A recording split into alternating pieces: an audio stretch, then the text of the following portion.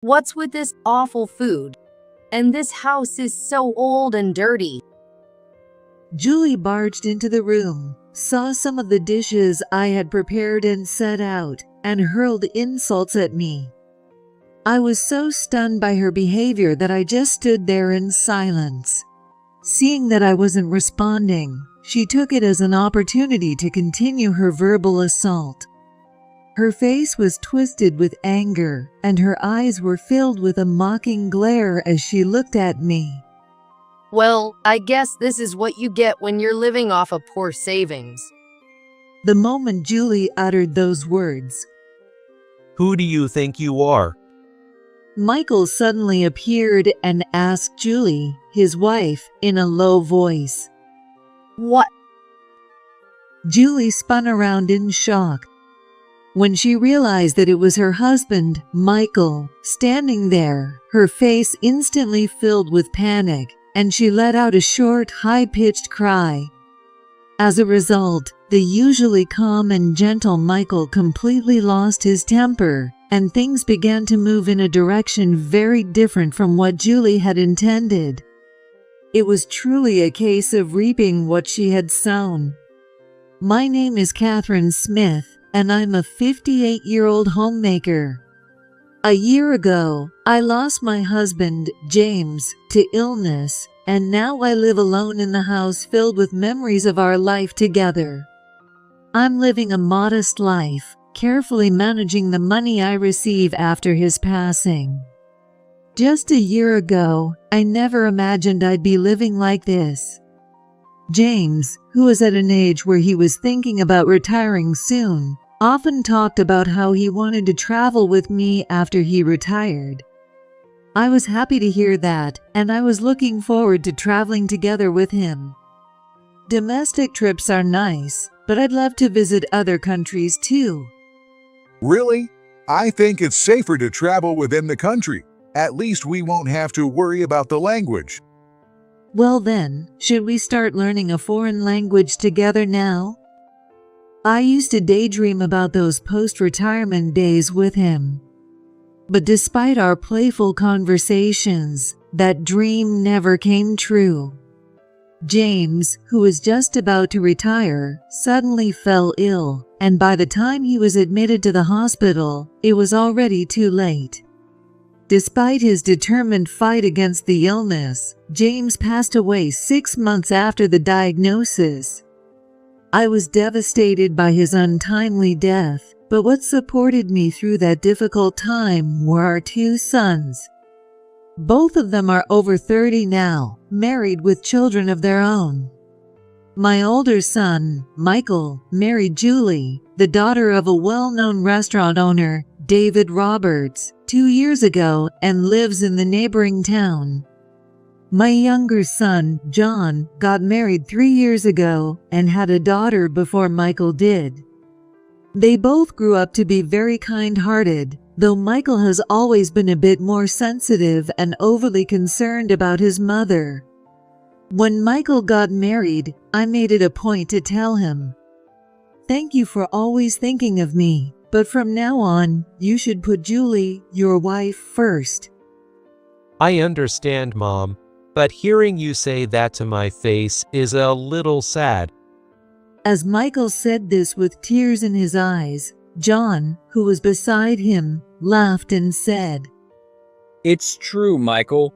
You do tend to be a bit of a mama's boy, so you should watch out." John, unlike Michael, has always been more independent. He decided to marry his wife without consulting us, and when he told us, both James and I felt a bit lonely. Looking back, John was the first to grow independent from us. Maybe it was because he grew up watching Michael's relationship with us. That's probably why I made a point to caution Michael, knowing he leaned on us a bit more emotionally.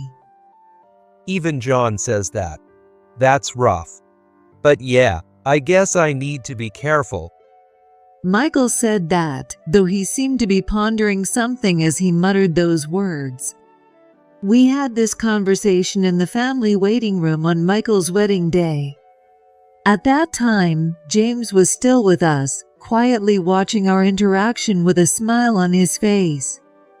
Looking back, that might have been the most peaceful time for our family. Not long after Michael's wedding, James's health began to decline, and about a year later, we had a bit of a disagreement with Julie as well. Nevertheless, my sons were incredibly supportive, even though they were grieving the loss of their father too. John in particular even suggested that I move in with him. If you're okay with it, Mom, why don't you come live with us?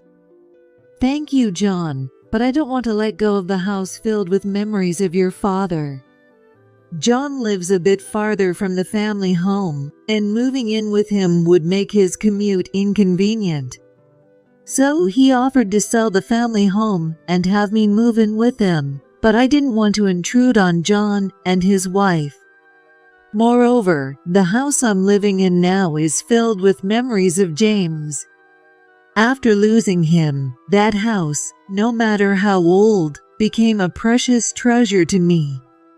I felt that if I let go of the house, I'd be losing everything, so I decided to decline John's offer and continue living on my own.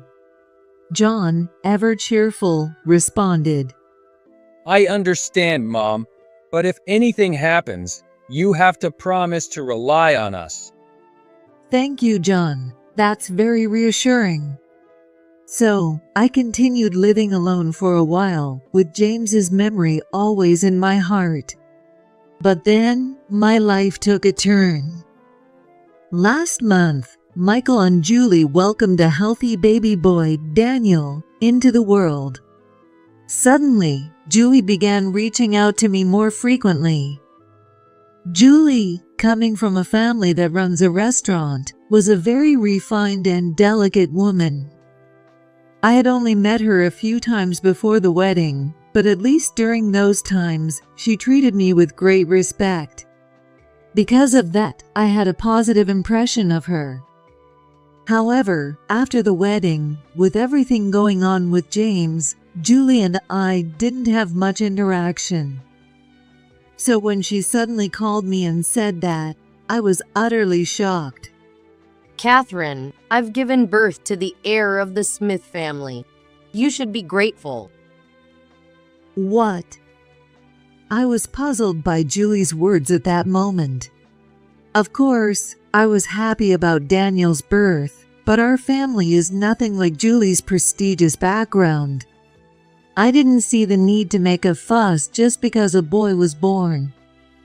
That's why I was surprised by Julie's rather old-fashioned way of thinking. Looking back, maybe if I had shared my discomfort with Michael right away, things might not have escalated the way they did. But at the time, I didn't take Julie's words too seriously. To me, both Michael's and John's children are equally precious. So, just as I had done for John's child, I gave Michael and Julie a gift of $1,000 to celebrate the birth. For someone like me, living off James's savings, $1,000 is a significant amount of money. I felt a bit sorry for Michael and John, but I gave what I could afford as a gift to celebrate the birth. However, when we met later, Julie seemed dissatisfied with the gift I had given. Catherine, I gave birth to the heir of the Smith family. She said to me again. Even then, I still didn't quite grasp the weight of her words. Seeing my reaction, Julie looked rather displeased. I was concerned about that, but the conversation with Julie got cut short when Michael, who had stepped out, rejoined us. However, after Julie returned from her stay at her parents' house for the birth, the problem quickly came to the surface. For about 6 months, Michael and Julie seemed to be managing the hectic life of raising a child together, but then Michael had to go on a long business trip. Because of that, Michael asked me, who lives 2 train stops away, to help out with Julie. My in-laws are really busy people, so we can't rely on them much. I'm sorry, but could you help out Julie and the baby? Of course, Michael. Leave it to me. I gladly accepted his request. After all, I'm at home every day. Lately, I had been feeling a bit down, as everything reminded me of James, but the thought of spending time with little Daniel filled me with a sense of energy from deep within. I quickly started taking the train to Julie's place whenever she asked, helping with errands and shopping. But my excitement didn't last long. Whenever I arrived at Julie's place with the groceries, she would just take the bags from me and send me away without letting me inside. "Julie, could I see Daniel, even if just for a little bit?" After being turned away at the door several times, I finally couldn't hold back and asked Julie directly. But for some reason, Julie looked at me with irritation and said, I just managed to put him down for a nap. If you come in, he might wake up again. It felt as if Julie was saying that my presence was a nuisance, and it left me feeling disappointed. I helped Julie with her shopping many times, but she never once let me see Daniel. On top of that, her attitude started to get worse. I'm not currently working outside the home, and I'm generally in good health. But there are a few days each month when I simply can't get out of bed. Yet, even on those days, Julie would call on me without any hesitation. Aren't you interested in seeing Daniel? I really need you to come over, Catherine. Julie would use Daniel as bait to call me over, even for the smallest things, often forcing me to go despite my discomfort. But despite her bringing up Daniel, I'd end up leaving without ever seeing him. Even when she finally let me into the house, she treated me like a servant, asking me to do the dishes or the laundry. What hurt the most was when she started yelling at me if I wasn't fast enough with the chores. After this happened repeatedly, I started to wonder about her behavior and decided to talk to John about it. I didn't want to burden or worry Michael, who was away on a long business trip. Has it been that bad? You should have told me sooner. John said, though he hesitated and asked if I might have said something to upset Julie. Maybe you accidentally said something that hit a nerve, Mom. Try to think about it. Even if that's the case, I really haven't seen much of Julie. When we do meet, we barely even talk. I honestly can't think of anything. Hearing that, John sighed in frustration. Okay, I'll look into it on my end, but just keep doing what you've been doing for now. I'm sorry, John. I'll do that for now. Even though we couldn't come up with an answer, I continued bringing food and running errands for Julie as before. After visiting Michael and Julie's house, I subtly asked some neighbors about Julie's behavior.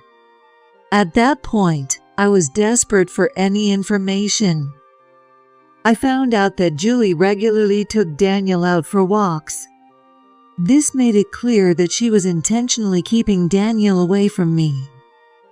Realizing this made me feel incredibly sad. I was at a loss, wondering how I could build a better relationship with Julie. If only James were here right now. James was always there to listen to me. Sometimes, he'd even point out my shortcomings.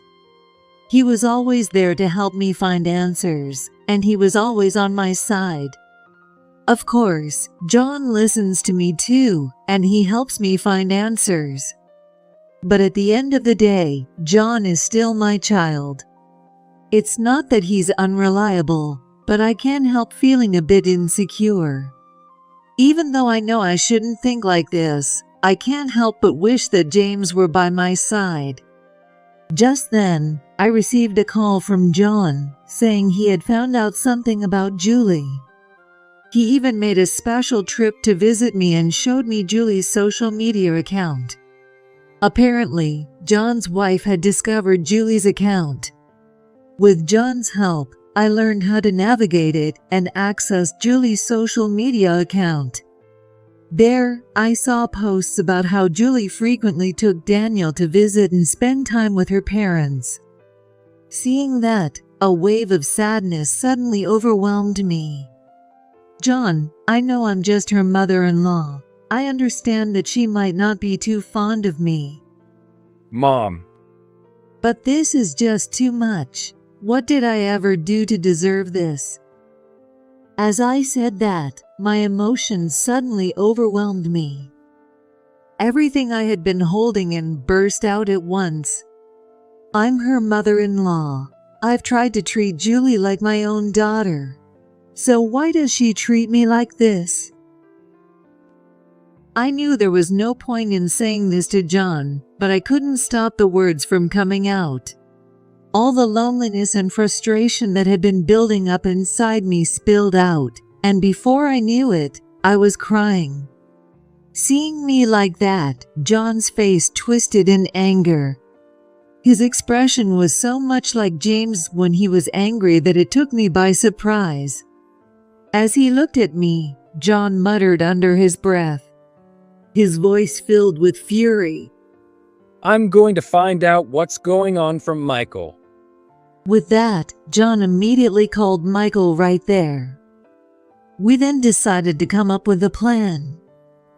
A little while later, the anniversary of James's death arrived. Michael was going to return from his business trip just for the day, and everyone was set to gather at my house. In fact, today, thanks to John's suggestion, we were going to have a family discussion. Since everyone was coming together, I busied myself preparing a meal. Just then, Julie arrived with Daniel. It seemed to be his nap time, as he was sleeping soundly in Julie's arms. I couldn't help but stare at him, captivated by how adorable he was. Noticing my gaze, Julie quickly turned her body away, blocking me from seeing him. She then walked straight into the house without even greeting me. As I stood there, pained by her coldness, I suddenly heard her shrill voice from the other room. What's with this awful food? And this house is so old and dirty. Julie hurled those insults after looking at some of the dishes I had prepared and set out. I was so stunned by her behavior that I just stood there in silence. Seeing that I wasn't responding, she took it as an opportunity to continue her verbal assault. Her face was twisted with anger, and her eyes were filled with a mocking glare as she looked at me. Well, I guess this is what you get when you're living off of poor savings. The moment Julie uttered those words, Who do you think you are? Michael suddenly appeared and asked her in a low voice. What? Julie spun around in shock.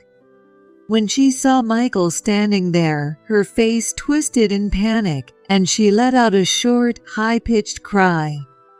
The truth was, Michael had returned from his business trip earlier than planned after John called him back. John had already told him about Julie's terrible behavior toward me.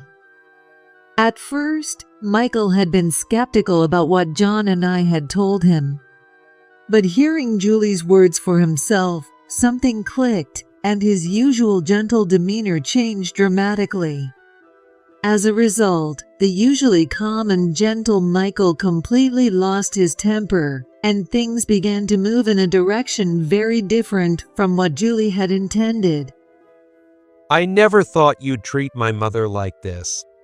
What on earth were you thinking when you said that? Explain yourself. Michael's harsh words made Julie's face flush bright red.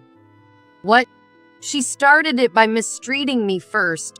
I've done nothing wrong. Julie's bold declaration left me completely bewildered, as I had no idea what she was talking about. Julie, I honestly have no idea what you're referring to. Did I do something so terrible to you? That was how I truly felt. When I nervously asked Julie about it, She responded in a condescending tone once again. Because, Catherine, you only gave me $1,000 as a gift for Daniel's birth. What? This time, it was my turn to be utterly shocked, my voice cracking with disbelief. Annoyed by my reaction, Julie snapped back at me in a sulky tone. I gave birth to the heir of the Smith family, yet you gave me the same amount as you did for John's child, and she's just a girl. That's nothing but discrimination, don't you think? Her voice was full of conviction, as if she truly believed she was being treated unfairly. Michael, exasperated by Julie's stubborn attitude, argued back. Heir, it doesn't matter whether the baby is a boy or a girl. What bothers me more is that you've been treating my mom so terribly because of that. That's what's truly unacceptable. Michael was furious. John, who had been quietly listening until now, also confronted Julie with an angry expression. Mom has been cutting back on her own expenses just to help you two out. How could you treat her so horribly? John was right. I had been paying for everything Julie asked me to buy out of my own pocket. At first, the expenses were small, but they gradually became more and more significant. That's why I eventually turned to John for advice about Julie. Hearing this, Michael's face darkened with anger. Then, in a voice louder than I'd ever heard from him, he shouted at Julie. Julie, what's going on here? Didn't I ask you to give Mom a thank you gift? Did you pocket the money? Answer me. Julie flinched at Michael's furious outburst, but kept her head down and said nothing. Michael stood there, breathing heavily, until he finally let out a long sigh and, in a voice as cold as ice, said to her, Julie, I can't do this anymore. We're getting a divorce. Julie's head snapped up at those words. But Michael refused to even look at her. A few days later, Michael and Julie met to discuss their divorce, and at Michael's request, I joined them. Julie's parents, Margaret and David, who had learned about the situation, were also present and offered me a sincere apology. We don't know how to express our regret. We're truly sorry for the great disrespect Julie has shown you, Catherine. David struggled to find the right words as he said that. The thing is, Julie's grandparents, meaning my parents, were extremely biased toward the firstborn son. Margaret and David explained that Julie's grandparents had always prioritized their eldest son and treated him as the heir, giving him special treatment. By the time we realized it, Julie had already absorbed their way of thinking completely. Margaret and David, along with Julie's brother, had tried to shield her from the grandparents' favoritism, but the damage had been done. Unfortunately, Julie grew up believing that giving birth to a son entitled her to special treatment. As I listened, I couldn't help but feel a pang of sympathy for Julie. She likely thought that by having Daniel, she would be doted on by me. After all, she was the wife of the eldest son and had given birth to the heir. However, despite that, I, as the mother-in-law, treated both Michael and John's families equally. Julie must have felt her rights were being violated and reacted with anger. She then decided to treat me like a servant, as if to assert her importance. Now Julie sat there, utterly deflated and shrinking in her seat. I couldn't help but feel sorry for her and glanced at Michael, wondering if there was a way to reconcile. But Michael, with a stern expression I had never seen before, was staring intently at Julie. It's not just that. Michael pulled a thick envelope from his business bag as he said that. He took out several photos and silently laid them on the table. Julie's face turned pale as she quickly glanced at the photos. When I looked at the pictures, I saw Julie walking arm in arm with multiple men. I always trusted you, Julie, but it turns out you haven't changed at all. Then, Michael revealed something shocking to us. Apparently, Julie had a tendency to be unfaithful even when she was dating Michael. Because of that, they had discussed breaking up multiple times. However, each time, Julie apologized, and in the end, Michael always forgave her. When we got married, you swore you'd never cheat again, didn't you? Yes. Michael slowly questioned her, emphasizing each word, and Julie replied with her head down. Michael's investigation had uncovered that Julie had been unfaithful during his business trips, engaging in relationships with multiple men. To make matters worse, she lied to these men, claiming to be a single mother, and even received financial support from them. Upon hearing this, Margaret and David raised their voices in shock. So that's what it was. That's why you kept dropping Daniel off with us so often. It turned out that Julie had been making me do her housework, leaving Daniel with her parents, and then going out with these men. When I learned that fact, any sympathy I had for Julie disappeared instantly. But surely you must have had a substantial amount of money at your disposal. What did you spend it on? Actually, I lost it all in Forex trading. At Julie's words, Michael sighed in exasperation. You really are all over the place. That's enough. He handed Julie the divorce papers he had already signed as he said that. Reluctantly, Julie signed the papers as well. As she handed them back to Michael, she declared, But I'm not giving up custody of Daniel. Hearing this, Margaret and David immediately raised their voices in protest. Julie, what are you talking about? There's no way you can raise him on your own. Exactly. I don't know what you're thinking, but we're not going to help you anymore. Scolded harshly by her parents, Julie was on the verge of tears. David, looking at her coldly, then spoke with a heavy tone.